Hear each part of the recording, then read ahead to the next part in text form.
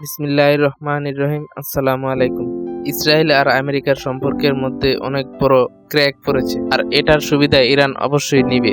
হলো এটা যে জেডি ভেন্স এসে বলছে যে ইসরায়েল আর আমেরিকার সম্পর্ক অনেক ভালো, কিন্তু ইসরায়েল আমাদের ব্যাপারে অনেক বেশি হস্তক্ষেপ করে, আমাদের রাজনীতির উপর অনেক বেশি প্রভাব ফেলে। আর এই কারণে আমেরিকান সরকারকে কোনো কিছু ফয়সালা করার জন্য অনেক বেশি সতর্ক হতে হয়। আর আমি বলছি যে আপনারা সতর্কতার সাথে কাজ করেন, কারণ ইসরায়েল আপনাদের পিছে বসে আপনাদের দ্বারা এসব কাজ করাচ্ছে।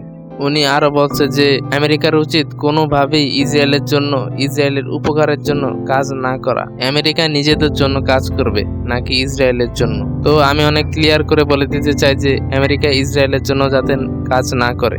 এখন আপনারা জানেন যে জেডি ভেন্স এটা কেন বলছে। এটা বলার কারণ হলো ইসরায়েল ডোনাল্ড ট্রাম্পকে সরানোর চেষ্টা করছে। আসলে ইসরায়েল আমেরিকার পলিটিক্সের উপর অনেক বেশি হস্তক্ষেপ করে।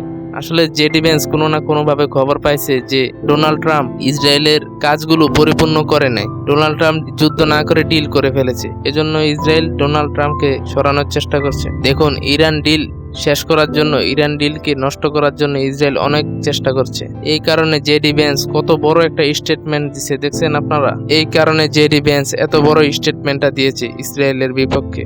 জেডি ভেন্স হলো আমেরিকার ভাইস প্রেসিডেন্ট, মানে ডোনাল্ড ট্রাম্পের যদি কোনো কিছু হয়ে যায় তাহলে আমেরিকাকে চালাবে জেডি ভেন্স। তো এখন সিনারিও এটা হতে যাচ্ছে যে ট্রাম্পের ইমপিচমেন্ট করা হবে। মিড টার্ম ইলেকশনে ট্রাম্পের জিতা অসম্ভব, অনেক হায়ার চান্স আছে যে ট্রাম্প হেরে যায়। দেখুন, ইলেকশন তো ট্রাম্পের জিতার মতো অবস্থা নাই। যদিও ট্রাম্প এই যুদ্ধ বন্ধ করেছে, কিন্তু তবুও ইলেকশন জিতার মতো পরিস্থিতিতে ট্রাম্প নাই। যখনই ডোনাল্ড ট্রাম্প ইলেকশন হেরে যাবে তখনই ডোনাল্ড ট্রাম্পকে ইমপিচমেন্ট করা হবে। দেখুন, ইলেকশনের নাম্বার বেশি হোক বা কম হোক, যখন পর্যন্ত ইসরায়েলের হুকুম না হয় ততক্ষণ পর্যন্ত কাউকে ইমপিচমেন্ট করা যায় না আমেরিকায়। এখন সম্ভাবনা আছে যে ইলেকশনের আগেই ডোনাল্ড ট্রাম্পকে ইমপিচমেন্ট করে দিতে পারে তারা। আমেরিকাতে সবাই তো ইসরায়েলের জন্যই কাজ করে, এজন্যই জেডি ভেন্স বলছে যে ইসরায়েলের কথায় কোনো কাজ করবেন না আপনারা। এখন আমেরিকা যদি এই যুদ্ধ কন্টিনিউ করে তাহলে মিডল ইস্টের যে দেশগুলো আছে তারা আমেরিকা থেকে দূরে সরে আসবে। মিডল ইস্টের কোনো দেশই তারা আমেরিকান সামরিক আড্ডা ব্যবহার করতে দিবে না ইরানের বিপক্ষে। দ্বিতীয়ত, আমেরিকা এই যুদ্ধ কখনই জিততে পারবে না। তৃতীয়ত, তেলের যে চাহিদা তার শেষ হতে যাচ্ছে। 1 বিলিয়ন ব্যারেল প্রথমেই শেষ হয়ে গিয়েছে সারা দুনিয়া থেকে। এখন যদি আবার যুদ্ধ লাগে তখন আস্তে আস্তে এই মিডল ইস্টের কান্ট্রিগুলো গঠন করবে, ইরানের সাথে গিয়ে একত্রিত হবে।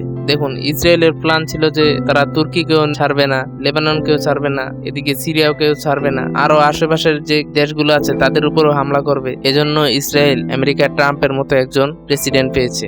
এখন পরবর্তীতে যেই প্রেসিডেন্টই আসুক না কেন, ইরানের সাথে যুদ্ধে কখনো জয়ী হতে পারবে না তারা। তো আগামী সময়ে ইরান যৌথ বাহিনী তৈরি করতে যাচ্ছে অনেকগুলো দেশকে নিয়ে। ইরানের সাথে সবচেয়ে বড় ঐক্যবদ্ধ হবে হলো কাতার, কারণ কাতারকে এখন অনেক বেশি প্রয়োজন তাদের নিজেদের বাঁচার জন্য এই ইসরায়েলের হাত থেকে। দেখুন, সৌদি আরব তো ঐক্য করেছে পাকিস্তানের সাথে, তো ভবিষ্যতে সবচেয়ে বেশি ক্ষতির মুখে হতে যাচ্ছে কাতার, কারণ ইসরায়েলে প্রথমেই কাতারের উপর স্ট্রাইক করেছে। ইসরায়েলের কাতারের প্রতি ক্ষোভ আছে, কারণ কাতার ইরান যুদ্ধ বন্ধ করার জন্য অনেক বেশি পরিশ্রম করেছে। $300 বিলিয়ন জন্য কাতার মিডল ইস্টের দেশগুলোর সাথে কথা বলছিল, তারপর এই ডিলকে ফাইনালাইজ করিয়েছে কাতার। তো এই জন্য কাতারের উপর ইসরায়েলের অনেক বেশি ক্ষোভ।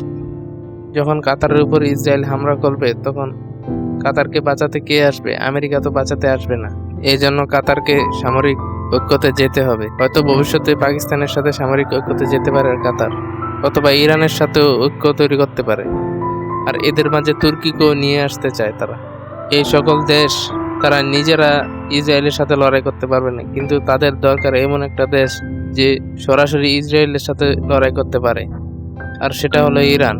তো ভবিষ্যতে ইরানের সাথে ঐক্য সামরিক চুক্তি দিয়ে যেতে পারে তুর্কি, কাতার আর আশেপাশের দেশগুলো। তো এইসব বিষয় নিয়ে ইসরায়েলের অনেক বেশি ক্ষোভ। আর ডোনাল্ড ট্রাম্প বলেছে যে বাকি বিশ্বর কাছে যদি ব্যালিস্টিক মিসাইল প্রোগ্রাম থাকতে পারে তাহলে ইরানের কাছে কেন নয়। আবার ইসরায়েল বলছিল যে ইরানের মিসাইল প্রোগ্রাম যাতে 2000 কিলোমিটারের বেশি যাতে না হয়, কারণ ইসরায়েল নিজে বাঁচতে চায় ইরান থেকে। তো এরকম ভাবে ভবিষ্যতে বলা যায় না। ট্রাম্প এটাও বলতে পারে যে ইসরায়েলের কাছে যদি অ্যাটম বোম থাকতে পারে তাহলে ইরানের কাছে কেন না। দেখুন, পরিস্থিতি পরিবর্তন হতে কিন্তু বেশি সময় লাগে না। তো আগামী সময়ে যদি ইরান বলে যে ইসরায়েলের কাছে যদি অ্যাটম বোম থাকতে পারে তাহলে আমাদের কাছে কেন নয়, তো এটা তো অনেক সিম্পল কথা।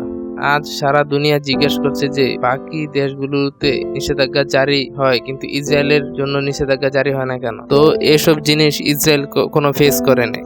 আজ ইসরায়েল বলছে যে আমরা একাই লড়াই করব ইরানের সাথে, এটা কখনোই সম্ভব না ইসরায়েলের পক্ষে। এখন আপনারা একটা জিনিস লক্ষ্য করে দেখেন, আমেরিকা এই ইরান যুদ্ধ থেকে ধীরে ধীরে বের হতে যাচ্ছে। এখন দেখুন সারা দুনিয়াতে চাইনিজ টেকনোলজি ডমিনেট করছে, কারণ ইরান যুদ্ধে কেউ বলুক আর না বলুক, চায়না আর রাশিয়া ইরানকে কিভাবে সাহায্য করছে তা সারা দুনিয়াই জানে। এখন ধীরে ধীরে চায়না তাদের টেকনোলজি সারা দুনিয়াতে বিক্রি করবে। আজ চায়না সারা বিশ্বকে এটা বলছে যে আমরা যদি আপনাকে সাহায্য করি, আপনাকে টেকনোলজি দেই, তাহলে আপনি যে কোনো সুপার পাওয়ারকেই খুব সহজেই হারাতে পারবেন। এখন ধীরে ধীরে চায়নার প্রতি সকল দেশগুলো আগ্রহ বাড়বে। ট্রাম্প জানতো যে আমরা যদি এই যুদ্ধ বন্ধ না করতাম তাহলে ধীরে ধীরে আমাদের অবস্থা আরো বেশি খারাপ হয়ে যেত। ধীরে ধীরে মিডল ইস্টের দেশগুলো আমেরিকা থেকে দূরে সরে যাচ্ছে, আবার ইউরোপের দেশগুলো আমেরিকা থেকে অলরেডি দূরে সরে গেছে, আর বাকি দেশগুলো ধীরে ধীরে আমেরিকা থেকে দূরে সরে যাচ্ছে। তাহলে সবাই যদি আমেরিকা থেকে দূরে সরে যায় তাহলে আমেরিকা একা কি লড়বে? তাহলে আমেরিকা কিভাবে লড়াই করবে? তো আমেরিকা তো লড়াই করতে পারবে না, আর এই কথাটা ট্রাম্প খুব ভালো করেই জানে। তো আমরা যদি সবগুলো সিনারিও দেখি তাহলে আমাদের ধীরে ধীরে বুঝতে পারি যে আমেরিকা এখন এইসব থেকে বের হতে চাচ্ছে। তো এখন যে জেডি ভ্যান্স এবং ডোনাল্ড ট্রাম্প খোলামেলা ভাবে ইসরায়েলকে হুমকি ধামকি দিচ্ছে, আমরা এটা করব না, আমরা ওটা করব না, তো এটা আগে কখনো দেখা যায়নি আমেরিকার পক্ষ থেকে। দেখুন ইসরায়েলের কাছে ট্রাম্পের বিরুদ্ধে অনেক বেশি ফাইল আছে, যার সাহায্যে ইসরায়েল ট্রাম্পকে ব্ল্যাকমেল করতে পারে। তো এইসব ফাইল আর এইসব ডকুমেন্ট দিয়ে এক মুহূর্তেই ট্রাম্পকে প্রেসিডেন্টের থেকে সরাতে পারে ইসরায়েল। তো আমেরিকা খুব ভয়ঙ্কর পরিস্থিতির মধ্য দিয়ে যাচ্ছে যে তারা কিভাবে ইরান না ইসরায়েল থেকে কিভাবে বাঁচতে পারে তারা। উদাহরণস্বরূপ যদি ইসরায়েল লেবাননের উপর হামলা চালিয়ে যেতে থাকে তাহলে সম্ভাবনা আছে আমেরিকা ইরানকে বলে দিতে পারে যে দেখো আমি তোমার উপর কোনো অ্যাটাক করব না, আমি মিডল ইস্টের কোনো সামরিক আড্ডা ব্যবহার করব তোমাকে অ্যাটাক করার জন্য, না আমি ইসরায়েলকে সাহায্য করব, তুমি ইসরায়েলের উপর যেভাবে খুশি সেভাবেই অ্যাটাক করতে পারো। তখন কিন্তু আর ইসরায়েল লড়াই করতে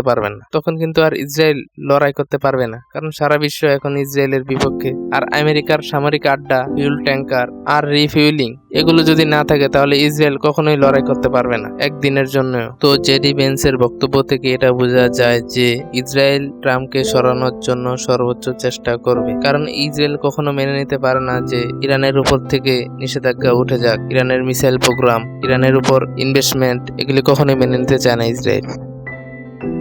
কলিপিক্স চ্যানেলকে সাবস্ক্রাইব করতে ভুলবেন না। পরের ভিডিওতে দেখা হবে।